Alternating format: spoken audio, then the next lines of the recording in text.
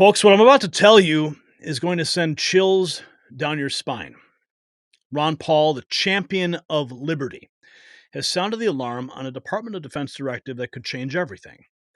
We're talking about a directive that could give the military the power to use lethal force against American citizens on American soil.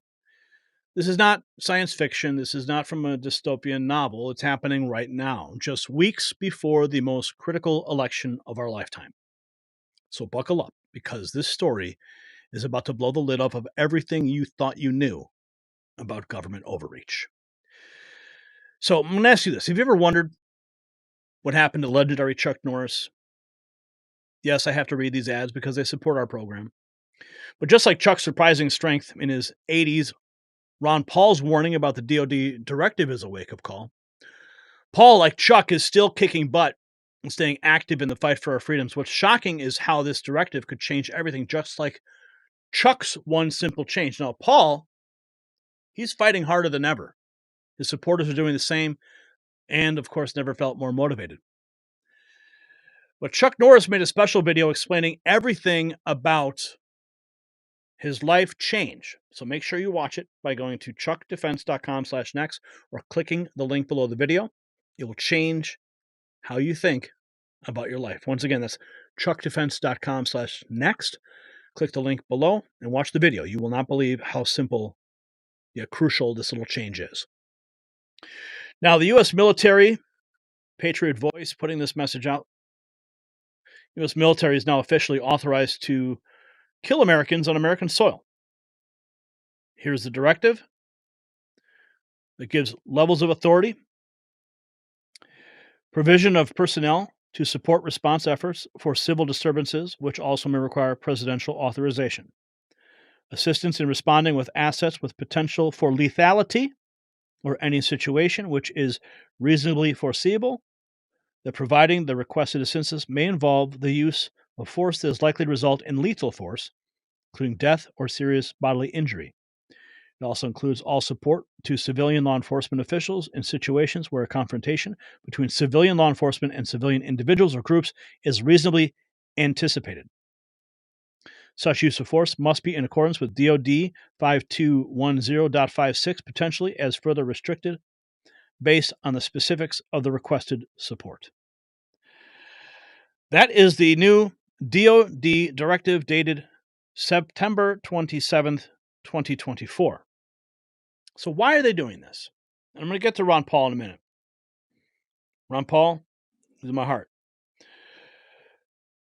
Because this is a headline from The Atlantic. Kamala Harris might have to stop the steal. I asked on my X account today why so many people in the media were continually asking politicians about the 2020 election, the theft of the 2020 election, trying to continually badger them and get them on the record for that point. Well, there's no question. Everybody does believe that they're going to try to steal this next election. Patriot Voice says they're absolutely going to steal the election, just like in 2020. They're not shy about telling us way ahead of time. This article from October 6th of 2021, that's how long they have been planning. This is from 2021, this article. Okay. Listen to this rhetoric. Because I know the YouTube minders are watching and they're going to go, "Oh my goodness, he's talking conspiracies." Well, I'm not spewing these conspiracies.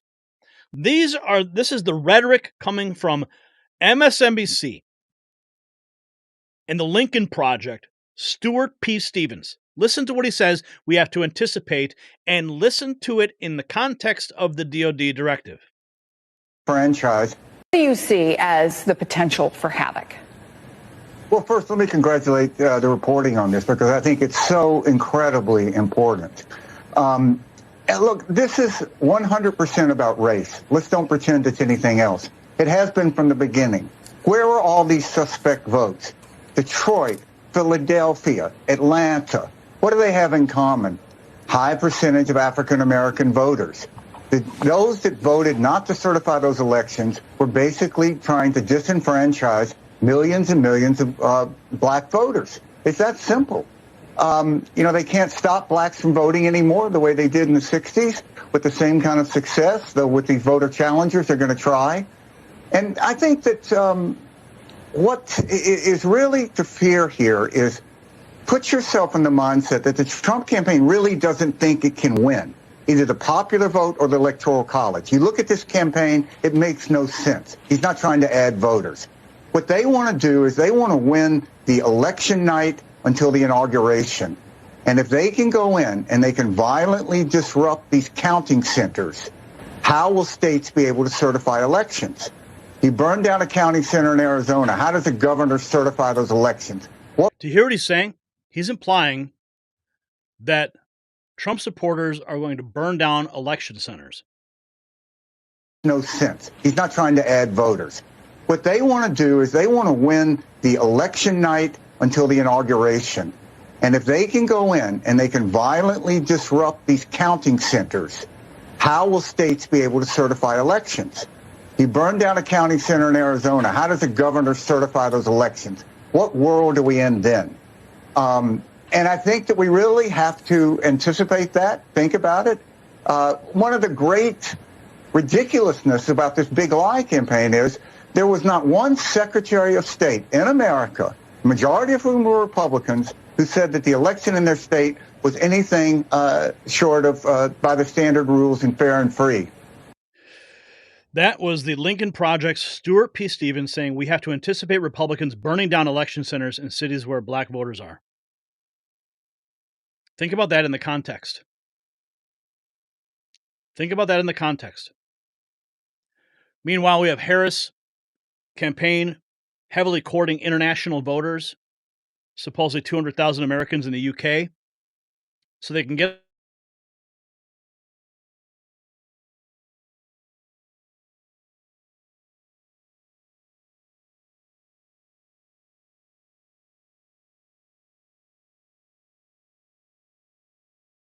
day terror attack.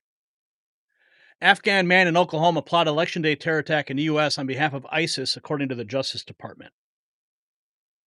Yeah, this is not conspiracy. This is real. Entered in the United States September 9th, 2021, just as the U.S. was pulling out of Afghanistan. And these types of visas are granted to translators and interpreters that supposedly help the U.S. Armed Forces during our engagement in Afghanistan. But despite all this, Kamala still won't admit that Biden and she royally screwed up at the border. Was it a mistake to loosen the immigration policies as much as you did? It's a long-standing problem.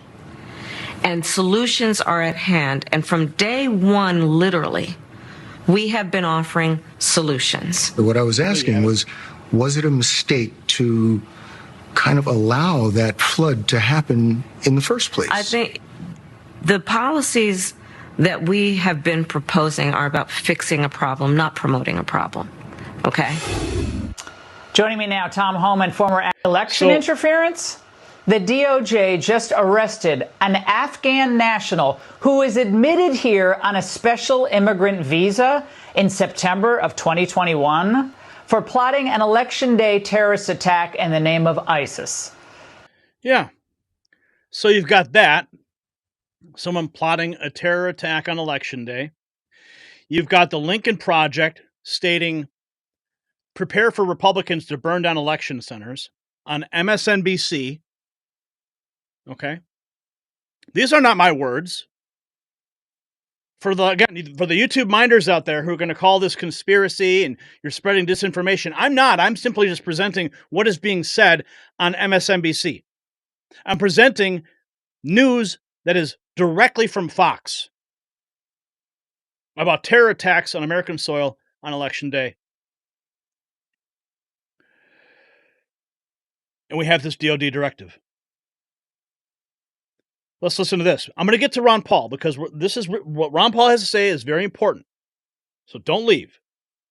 Long time to count back. We might think we knew the results of elections a lot sooner in previous elections. We really didn't. It was just the margins were so large that we were able to call the elections earlier. It always takes a long time to count ballots. We're going to see that again, and margins are likely to be tight. So we might need to wait a few days in states like Georgia and elsewhere. Yeah, they're not gonna call this election on election night. They're not. They're gonna drag this thing out. Oh, guess what? We found this trash bin full of ballots. We better count them. Oh, what? They're all for Kamala. What do you know? Right? More on that directive. The Department of Defense issued a directive authorizing lethal force to be used against American citizens. Here it is, and it's bad, right before an election that they're actively going to steal, and they're telegraphing that message. Multiple shots here. Salty Texan posting this. As I said, I just read this to you guys. Here's the directive, 5240.1. DoD intelligence and intelligence-related activities and defense intelligence component assistance to law enforcement agencies and other civil authorities. U.S. military now authorized to kill Americans on U.S. soil. That's the question being raised by Zero Hedge. 60 Minutes also talking about just how long it's going to take to count these ballots on election night. Again, I go back. MSNBC. They're getting ready.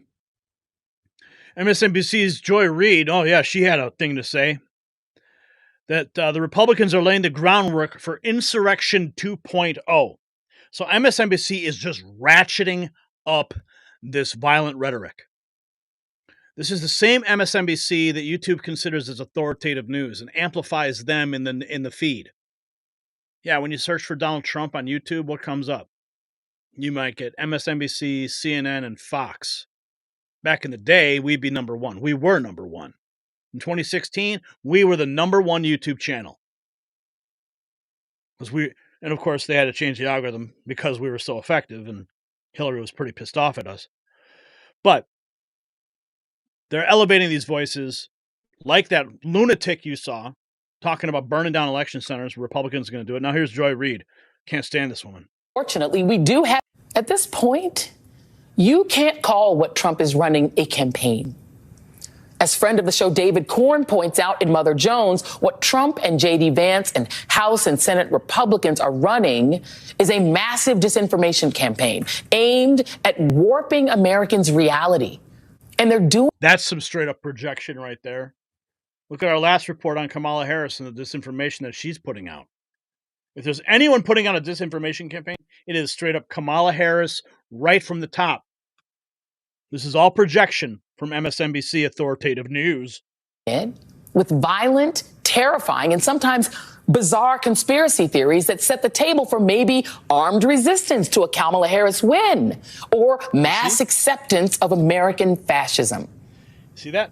Trump and Republicans, backed by far right-wing billionaires like Elon Musk and right-wing media and Elon Musk is now far right-wing. Woman Manosphere podcasts are creating social media or gaming social media apps like X Twitter in Trump's favor and pumping disinformation into the brains of Trump supporters. Not quite foreign interference, but not exactly different from what Vladimir Putin would do. And in many ways, the disinformation campaign is working. Base Republicans today believe everything from Democrats secretly manipulating the weather from a secret base in Alaska to Trump being incapable of losing this election. He's winning in a landslide. And some Democrats are starting to believe the disinformation too. Have you noticed how sharply the polls have shifted in Trump's favor over the last couple weeks? With these claims that Trump is surging with black and Latino voters and leading in every single swing state, according to... Yeah, we've been covering it, Joy. What have you got to say about that? Secret internal polls, despite all the Hitler talk? Yes, this race will be far too close. Because unfortunately, we do have a fascist groundswell in parts of this country, mainly among white men, let's be clear, but in small pockets among black and brown men, too. This happens to be a global phenomenon as women become more economically independent and seek positions of power. But friend of the show, Simon Rosenberg, points out that just like in 2020 and 2022, dozens of right-wing polls have been dumped into the marketplace in the last few weeks, 12 in Pennsylvania alone. Those polls then swing the polling averages to the right, making Trump look strong and Kamala Harris look stalled. Now, there are lots of explanations for why you'd want to game the polls. Entrepreneurial Republican pollsters can certainly gain favor. So she says we're gaming the polls, because it certainly couldn't have anything to do with the fact that Kamala Harris is just a horrible candidate and she has no policy and she fails in every single interview. She delivers word salads. She ditched out on the economic meeting. Trump goes and dominates that. See, these people are not, they are detached from reality, and they are spreading this lie on the cable channels. Trump, who's apparently fuming about Vice President Harris's billion-dollar fundraising and positive press. And then there's the more sinister explanation. Wait. Because that's all the left-wing media does is give Kamala Harris positive press. That if Trump, Republican pollsters, and even jittery Democrats convince enough people that his victory is inevitable, how much easier would it be to claim that the election was stolen if he loses? And how much easier would it be to get his base to rise up and maybe even get violent the way they did when he lost the last time? How much easier would it be to get the Republican House Speaker or John Roberts and the right-wing Supreme Court conservatives to throw the election to Trump? You see what she's doing here? She's stoking straight-up conspiracy theories. She's talking about Republicans getting violent. The other guy talking about burning down election centers. I mean, this is the rhetoric that's coming out. I hope you've been watching this through the eye of this DOD directive. So let's get to Ron Paul now, because his voice matters. It always matters. But before we get to him, though, we have to just, for context, I need to give you one more piece of context here. I've played this clip before. This is a little bit longer. This is Raskin from a while back, but the point is being made that they have been seeding these ideas for a while about what's going to happen on Election Day and after. Again, it's necessary, but it's not sufficient, because what can be put into the Constitution can slip away from you very quickly. And the greatest example going on right now before our very eyes is Section 3 of the 14th Amendment, which they're just disappearing with a magic wand, as if it doesn't exist, even though it could not be clearer what it's stating. And so, they want to kick it to Congress, so it's going to be up to us on January 6, 2025, to tell the rampaging Trump mobs that he's disqualified. And then we need bodyguards for everybody in Civil War conditions, all because the 9 justices, not all of them, but these justices who have not many cases to look at every year, not that much work to do, a huge staff, great protection, simply do not want to do their job and interpret what the great 14th Amendment means. And I'm glad that Sherilyn's creating her new center so we can bring these justices who have not many cases to look at every year, not that much work, rampaging Trump mobs. There's the rhetoric right from him. So I've just given you several examples of the violent rhetoric that's being seeded into the masses of the people, that somehow we are going to do something nasty on Election Day as they arrest somebody for plotting a terror attack on Election Day. And this DOD directive. Okay? Do we have enough context? Let's go to the good doctor now. To worry about that. But we want to start off with a headline from Zero Hedge. It's a pretty hot headline. U.S. military now is authorized to kill Americans on U.S. soil. That can't be possible. Yeah. This would open up the door for the careless use, and if more frequent and legal. It'll be legal now, so nobody will have to worry about that. Send in the troops. We need you to shoot a couple of these people. Yeah. They're opposing our policies. They're demonstrating against COVID rules or something they'll come up with. So I think it's very, very dangerous. So here it is. Now, Zero Hedge picked it up from Armageddon Pros, which is a Substack which they often run. It says, U.S. military now authorized to kill Americans on U.S. soil? Just ahead, intriguingly, of November elections, and that was my second thought, the military has granted itself permission to unleash lethal force on the civilian population. Again, I thought this has got to be an exaggeration, so I went and looked, and actually go to the next one, because this explains what it is. Now, it's not a law.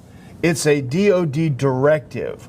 So this is, the administrative state where they take over. They don't pass laws. They are laws unto themselves. Go to the next one if you can, because this is what they're talking about. And I went and I read this secondly, and it talks about a reissued DOD directive that was reissued just on September 27th, 2024. It governs the Department of Defense intelligence activities and now includes provisions authorizing lethal force in certain circumstances. And it supplants the 2016 version, which did not mention that. So I read all of this too, which is someone else's analysis. I said, okay, this sounds even more troubling. I want to go look at the document itself. And so go to the next one. I actually went and looked at the DOD directive. It's DOD Directive 5240.01. Now go to the next one. I'm just going to get to this really quick so I can, just so people, this is on their own website. Now this is section 3 of that directive. Assistance to law enforcement agencies and other civil authorities. Now go to the next one. Now this is levels of authority. This is section 3.3. Defense intelligence components may provide personnel to assist a federal department or agency, including a federal law enforcement agency or a state or local law enforcement agency, when lives are in danger in response to such a request for such assistance in accordance with the following approval authorities. Now here are the authorities. I'm sorry to get so far into the woods here, but go to the next one. Responding with assets with potential for lethality, and I underlined this, I highlighted it, or any situation where it is reasonably foreseeable that providing the requested assistance may involve the use of force that is likely to result in lethal force, including death or serious bodily injury. I'm sorry to bog the discussion. But we want to start off with a headline from Zero Hedge. It's a pretty hot headline. U.S. military now is authorized to kill Americans on U.S. soil. That can't be possible. Yeah. Well, they're certainly setting the stage with all this rhetoric about delayed counts of votes. I mean, what this guy said, I'm still just beside myself. And look, this is 100% about race. Let's don't pretend it's anything else. It has been from the beginning. Where are all these suspect votes? Detroit, Philadelphia, Atlanta. What do they have in common? High percentage of African-American voters. Those that voted not to certify those elections were basically trying to disenfranchise millions and millions of black voters. It's that simple. They can't stop blacks from voting anymore the way they did in the 60s with the same kind of success, though with these voter challengers, they're going to try. And I think that what is really to fear here is put yourself in the mindset that the Trump campaign really doesn't think it can win either the popular vote or the electoral college. You look at this campaign, it makes no sense. He's not trying to add voters. What they want to do is they want to win the election night until the inauguration. And if they can go in and they can violently disrupt these counting centers, how will states be able to certify elections? You burn down a counting center in Arizona. How does the governor certify those elections? What world are we in then? And I think that we really have to anticipate that, think about it. One of the great ridiculous... We have to anticipate it. MSNBC says that. So, ladies and gentlemen, what Ron Paul has exposed isn't just alarming, it's a direct threat to our constitutional rights. This DOD directive, issued just weeks before the election, raises serious questions about the intentions of those in power. But here's what we need to ask ourselves. Is this an isolated incident, or is it part of a larger pattern of government overreach? More importantly, what can we as citizens do to protect our rights, especially on Election Day? Sound off in the comments. How far is too far when it comes to government power?